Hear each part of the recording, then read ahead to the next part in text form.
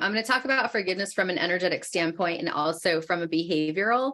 And one of the big things is to look at where you inflicted the emotion that you experienced onto other people and how you use that emotion to build your reality. Because then when you start to see, when you like take accountability for how you, the body, how you, the operating system created that, either you unknowingly did it to somebody else, and it was the emotion that created your life. Then when you start to take accountability for that stuff and you look at what has been manufactured because of it and how you have been a perpetrator to other people, not necessarily in the same action, but in the same frequency. Like when you allow yourself, you don't have to like do a lot of heavy work to find it, but like if you allow yourself to observe where could I have made somebody feel that way? When you forgive yourself, then when you go do the inner work for the thing that happened to you, you'll actually can like start to see a little bit more that the only way that person or that experience could have happened was because they were unhealed or it was unconscious. It's rewriting, letting go of the pain of the stuff that happened to us. For me, got easier when I saw how I took that same emotion and gave it to somebody else. Because I never did anything that was exactly the same as what my dad or my stepmom did, but I certainly made people feel that way. You think about like how like if like someone told you that you made them feel that way, you'd be like, oh my God, I'm so sorry, I didn't mean to. Like, what if they don't know? You'll say someone's a dick and an asshole, but like you could have that in your head, but in your heart, you could be like, I have compassion for you because you didn't know, but that was super fucked up. On the human level, we have boundaries. You're not in my life, but shit. Like, what if we just say the last 1,000 years were about going through the frequency of shame and guilt?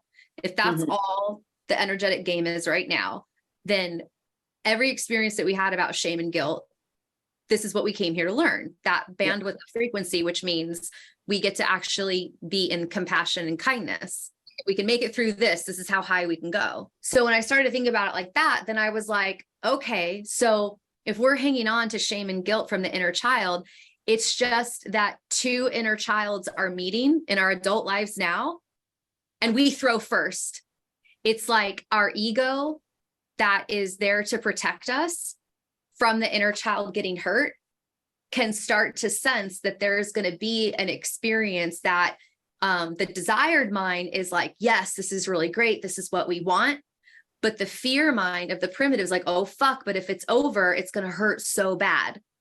So then to me, it was like, I literally saw like insides energetically of like the little children be like, fuck, no, me first. I'm going to get you away first.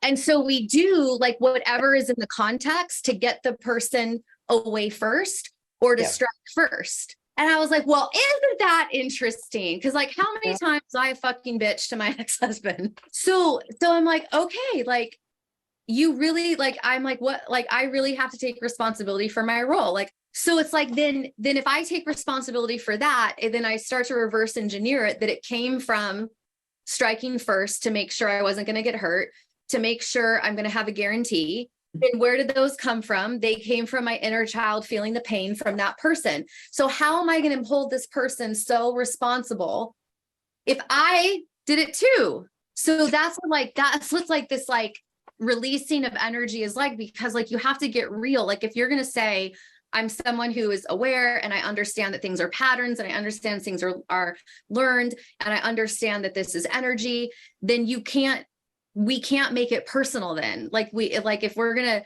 do you know what I mean? Like we can't have both. We can't be victims and afraid of the inner work and be the adult at the same time. And I think that the further along we get, the more we can say, yeah, that person was an asshole and that sucked. And also, but like, you don't have like the emotional cord anymore to make it mean anything about you or identifying with it. If I had to write how connected I feel to a cord on a scale of 1 to 10, 10 being very connected and 1 being not connected at all, I would rate myself as, on a daily basis, I find the emotion of this cord, check all that apply. After completing this assessment, reflect on how these answers made you feel. Is the current relationship you have with your body, food, or body goal tools reflective of the energetics and an emotional cord you want to keep cut from a person, place, or thing?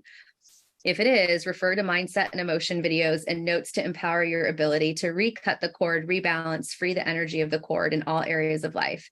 Attached, not in attachment theory type of way, but this is like the end all be all. Like, this is what you're being able to do to like be your own energetic healer. And so the context of the stuff to understand what the mind is and how it's operating and what emotions are and how they're operating gives you the actual practical of like, this is their function. And now we can actually see how they create the energetic cord. And so it'll give you more context for that kind of stuff. And it's stuff that you've heard me say, but it's just going to come out different. Yeah. But like when this happened for me, because I would go to people to get cords cut, and I'm sure that like those were all very real when people would say, oh my God, I can see all these around you, but I couldn't, you just feel them. So when I was, whatever it was a moment that I had where I could like I could see an image of two people standing next to each other. And it's like that. Okay, it was this. So I saw color of the aura. So I saw two people standing next to each other with the aura, using the law of the mirrored universe, that you're a reflection of me. I'm feeling myself by looking at you, whether I am experiencing the contrast of how I'm not the same as you, or how I'm experiencing we're in alignment and we have this common thing, right? Like that's what the mirrored universe is. I'm looking at this. My energy is mirroring off of it. I like it, but I am not it. I'm looking at you. We have a lot of the same interests. I'm looking at you and how we are the same. The mirrored universe, what we are and what we're not. That's what the law is, right? Yeah. Then I'm experiencing you. That energy of me being reflected off of you is making me feel a certain way, which then makes me think a certain way, which then makes me feel the way. So at first, it's just the vibrational reality of the function. But once my mind starts to perceive it, then I create the meaning. Do I like you or not? So now I'm feeling, now I'm experiencing the energy. And because I'm looking at you thinking you're the reason why I'm feeling that way. So now we have a cord. You see? So we have this cord, and depending on how it is, like we've got a strong cord. We've known each other for a very long time. So we have this first where I'm getting chills.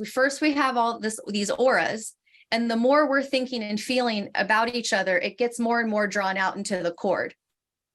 But if it's a cord that we don't want, you and I are connected and stay in harmony with it together because we created a cord. So we're always exchanging energy, whether we talk or not. Yep. Same shit for the cords that we don't want. So if we have energetic cords that have shitty emotions, and they're similar: body, food, loved ones, hobbies, passions, colleagues, clients, work, or income, then like I'm not rich, but like I have the most money in my bank account that I've ever had. And I used to like have to like figure out if I could afford to get gas. And I had a husband who had two six-figure, like, you know, close to two six-figure income jobs. Like, well, how is that? That's weird. That doesn't make sense. But I changed my relationship with all the other things. And now I have a reflection of it with my work/income. So the cord cutting is like because you know what, like there's all these abstract spiritual things. And I'm like, well, how the hell are they working? The more when you're in control of your energy and stuff and you can sense it, then you could actually feel like, wow, like I'm having this like really shitty emotion multiple times around this one subject. What am I thinking and feeling? What am I thinking and feeling? Snip, snip, snip. And as soon as we allow ourselves to go unconscious and like go down a rabbit hole of thinking and feeling, we're reconnecting the cord. So it's still our responsibility. And I don't know if there's people who can see cords that would be disagreeing with me, because I don't see cords. Yeah. So like, but when I had this image, I was like, okay, this makes sense. Because it feels like for me, like these things that I accumulated, it was like I learned it. So then when I was living and I was just trying to like be aware, just stay alert, I was just like, okay, like if that law is true, or if that's how it functions, then how could I program it? How could I purposely make it work for me? That's how like I could actually feel the emotions, because I was so blocked. Yeah. So like I'm just trying to like convey that like you don't have to like make this like really hard. You don't have to like No. extra time for meditation to like really visualize it. I think that like, what if you could be your own guru? What if you didn't need to call somebody to do an energetic healing? Yeah. And and do them. Like, I'm not saying don't do them, but I'm just saying, like, if this is the physical, non-physical universe, and we have 3 invisible bodies, why are we not equipped to take care of them? Like, we are. We just need to learn how it works.